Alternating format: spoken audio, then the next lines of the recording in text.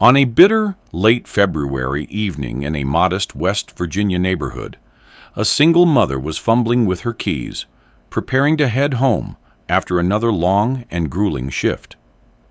In her hands was a crinkled white paper bag from the CVS pharmacy. Inside, a round of antibiotics prescribed for her son, Luke, who had spent the past week battling a nasty infection, made worse by his chronic asthma. Her face was pale with fatigue, her shoulders hunched in that familiar way that spoke of years carrying more weight than one person should. She was 32, worn down by life and survival, and tonight was no different. The parking lot was half frozen, the air sharp enough to sting her eyes. As she finally backed out of the parking space and pulled toward the exit, someone, caught her eye. A black man hunched low against the brick wall near the edge of the lot, barely visible in the failing light. He wasn't holding a sign, wasn't asking for money. He wasn't doing anything at all, really, just curled in on himself, arms wrapped tightly across his chest, his breath barely visible in the bitter air. For a moment, she thought about driving on. After all, she wasn't doing much better than him. Her checking account was overdrawn, rent was 3 days late, and Luke's next round of medication would eat through what little she had left. She was not, by any stretch of imagination, in a position to rescue anyone. But then, without hesitation or fanfare, she eased her foot off the gas and pulled to the curb. If you believe that act of kindness, no matter how small, deserves to be honored, please take a moment to subscribe to our channel or simply type OK in the comments to show your support for the quiet strength of this mother's heart. Outside the car, the cold clawed at her skin, but she stepped out anyway. Hannah Miller, tired, broke, but still holding on to hope, walked toward the figure. Her breath curled in the air, mingling with the steam from her rapidly cooling coffee. The man didn't look up. He sat motionless, knees drawn tight, his head bent beneath a wool cap. The street light flickered overhead. "Sir?" she said gently, crouching just far enough away not to startle him. No answer. His hands, she noticed, were bare and trembling. His coat was threadbare, ripped along one sleeve. He looked like someone who hadn't just fallen through the cracks, but had been swallowed by them. "Sir?" she tried again. This time he moved, just slightly, tilting his head toward her, his eyes tired but alert. "I'm okay," he said hoarse. "Just cold." "I've got some coffee in the car," she offered, gesturing back toward the still-running Jeep. "And heat. You can sit for a minute. Warm up, no pressure." He hesitated. She could see him trying to decide whether to trust her. Eventually, he nodded. That was enough. She helped him to his feet. He moved slowly, stiff from the cold, or perhaps from something deeper. Exhaustion that had settled into his bones. She opened the passenger door. Luke, half asleep in his booster seat, didn't stir beyond a small cough. He was used to this, his mother stopping to help stray dogs or lost grandmas in crosswalks. This was just another moment of her strange and stubborn compassion. The man slid into the seat carefully and took the styrofoam cup with both hands. He held it like something sacred. They sat in silence for a few minutes.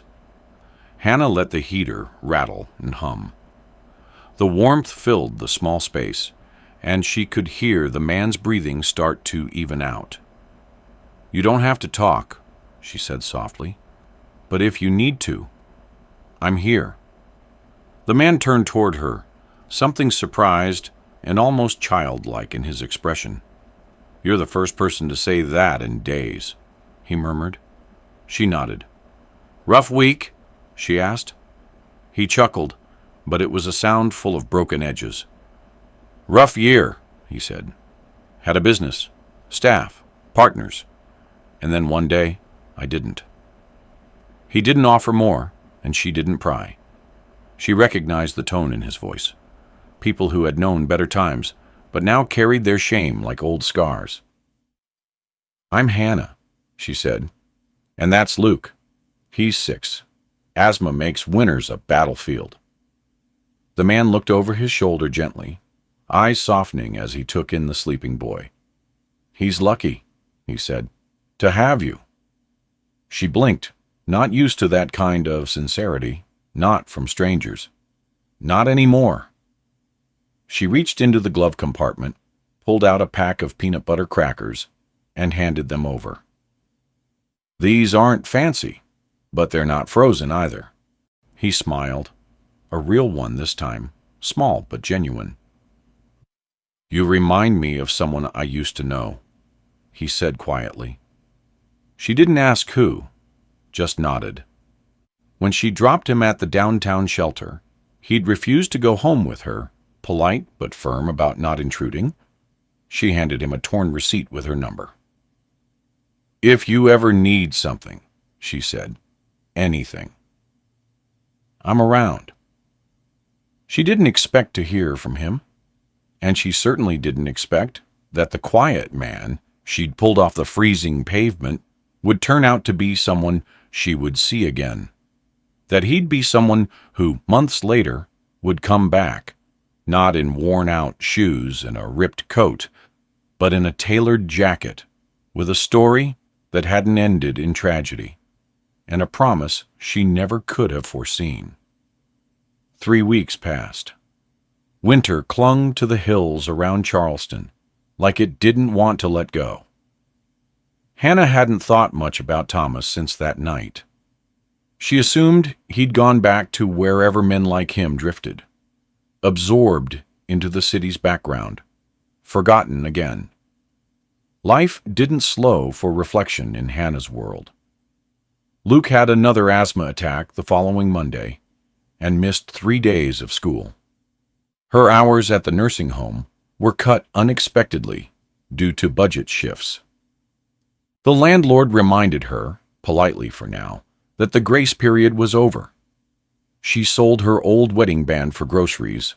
Days bled together. Nights stretched long, but she kept going, always going. Then one Thursday morning, just as she was bundling Luke up for a doctor's appointment, her phone rang. Unknown number. She almost ignored it. Something told her not to. She pressed answer with her chin while tucking Luke's inhaler into her purse. "Hello?" A deep voice, calm but deliberate, came through the line. "Hannah, this is Thomas, from, the depot." She paused. For a moment she didn't connect the name with the man, but then it hit her. The cold, the torn coat, the coffee. "Thomas," she said, surprised. "Are you okay?" "Better than I was," he said, "thanks to you." She didn't know what to say. He went on, "I'd like to see you again. Not because I need anything, just because I haven't stopped thinking about that night. What you did. I'd like to thank you properly, if you'd allow it." She hesitated. There was no fear in her, only the kind of guardedness that came from being let down too many times. She didn't know this man, didn't even know his last name. But something in his voice rang with something she hadn't heard in a long time. Sincerity. They met at a small diner on the edge of town, the kind with red vinyl booths and coffee that had been on the burner too long. Hannah wore the only coat she had, patched near the elbow. Thomas looked different, clean-shaven, in a navy pea coat and polished boots. Not flashy, but different. Present. Like himself again. When he stood to greet her, Luke clung to her leg. Thomas knelt down, held out a hand without forcing a smile. "Hi, Luke. I'm Thomas." Luke nodded shyly and clutched his inhaler tighter. Over pancakes and eggs, Thomas shared pieces of his story, carefully, respectfully.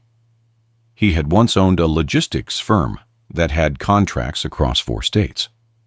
A quiet, steady rise over 15 years. He built it from nothing after leaving the Army. No investors, just long hours and belief. 2 years ago, a partner betrayed him. Legal maneuvering, a hostile takeover. 1 week, he was CEO. The next, he was unemployed, frozen out of his own creation. Lawsuits dragged, savings drained. He'd tried to hide it. Then one day, there was nothing left but a name nobody cared to remember and a handful of bills that wouldn't pay themselves. He didn't tell her everything, not yet, but enough to let her in. Enough to help her see that the man in front of her was not the same as the one she'd found on the sidewalk. But he was, in every important way, still him. And then he asked about her, really asked, and listened. She told him about Luke's condition, about her job, the night shifts, the debt she hadn't made, the dreams she'd packed away in old notebooks, nursing school, maybe even a clinic one day.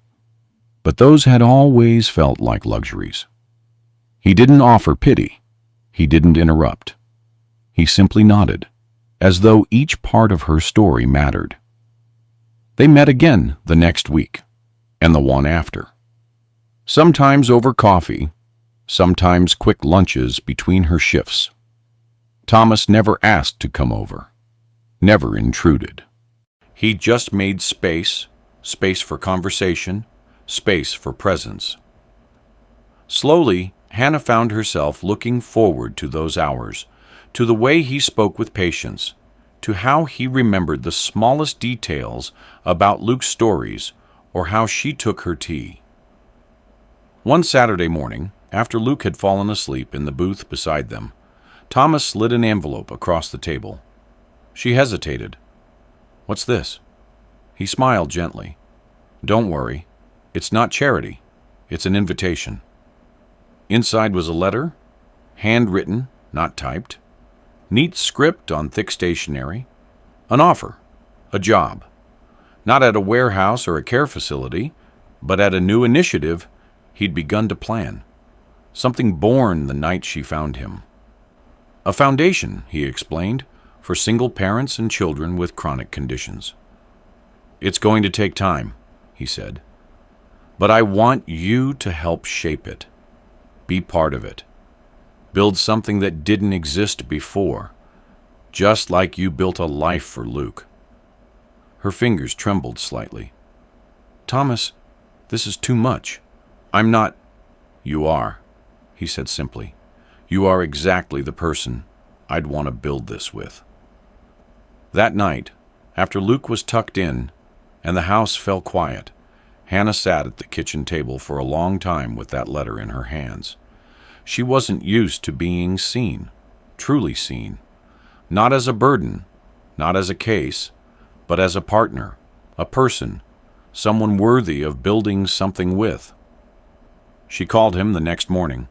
"I'm in," she said, and he only replied, "I'm glad." Months passed. Spring arrived, slowly, bleeding green into the hills, warming cracked sidewalks, and pushing dogwood blossoms into bloom.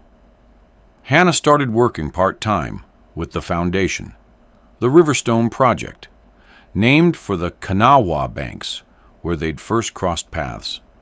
She handled the outreach, the caregiver support, and Thomas took care of infrastructure and fundraising. It wasn't glamorous, but it was honest. It was hers. And sometimes, late at night, when she saw the way Thomas looked at Luke, reading aloud from his space books, or how he brought home off-brand popsicles just because they were Luke's favorite, she felt something she hadn't felt in years. Home. They weren't lovers, not yet, but something grew between them. Not the frantic, fragile spark of youth, but a slow-burning trust, a shared life rising quietly, moment by moment. One night, after a long day at the community center, She found herself sitting beside him on the porch steps. Luke was asleep inside. The stars shimmered in the dark above them.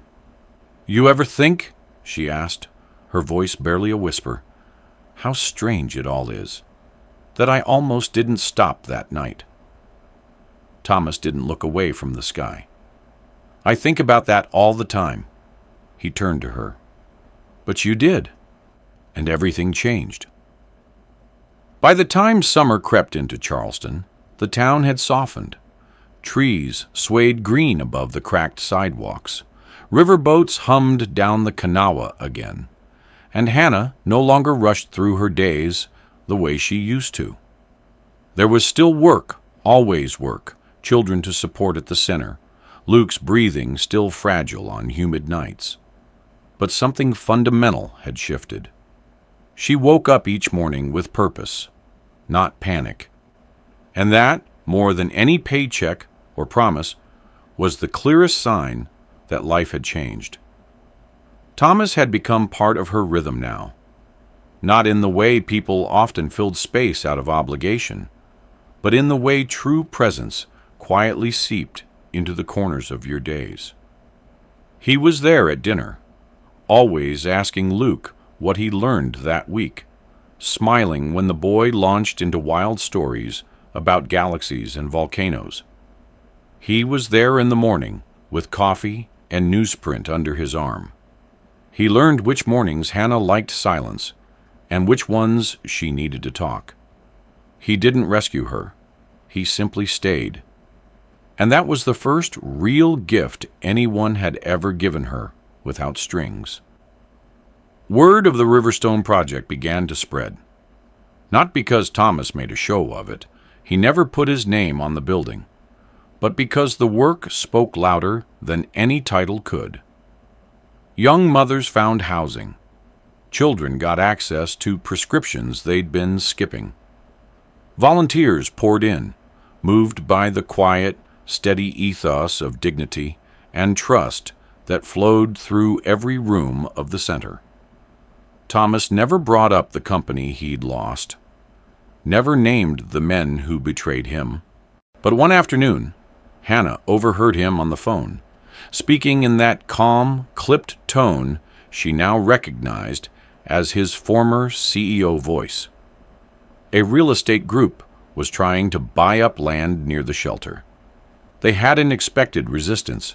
He didn't threaten. He didn't raise his voice. But the next week, the development plan was pulled quietly from the zoning board. Hannah didn't ask questions. She just brought him a sweet tea and sat with him on the curb, watching the neighborhood kids chase bubbles down the street. The romance, when it came, didn't arrive with fireworks or declarations. It arrived in the form of one evening, late August, just after the community picnic had ended, and the folding chairs were still scattered across the church lawn. Hannah was collecting leftover juice boxes.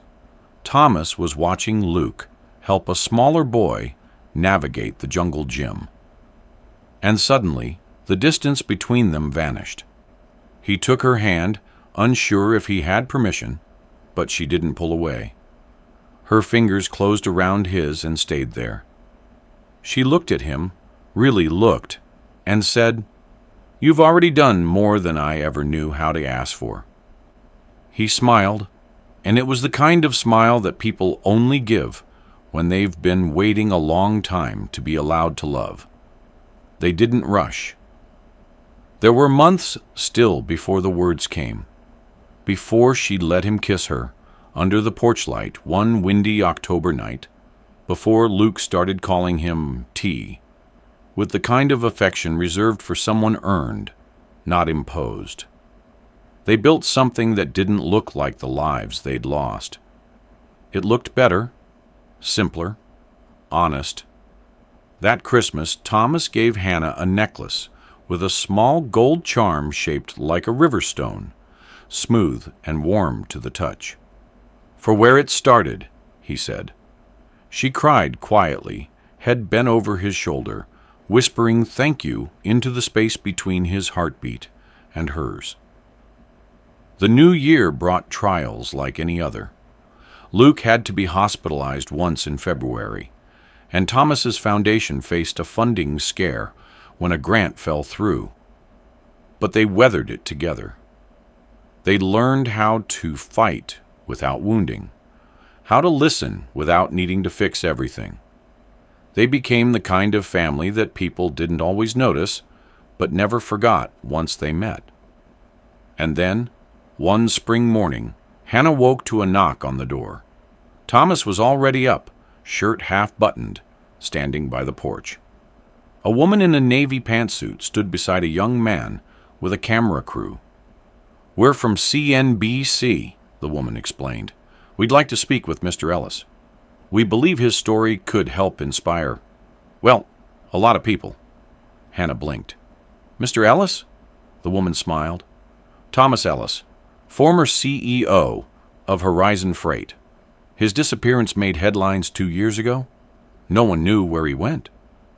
Then we found the Riverstone Project, and we realized he didn't vanish. He rebuilt." Thomas looked at Hannah with an expression both apologetic and amused.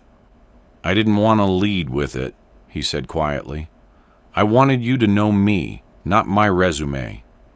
She laughed, shaking her head. "I liked you better without the headlines."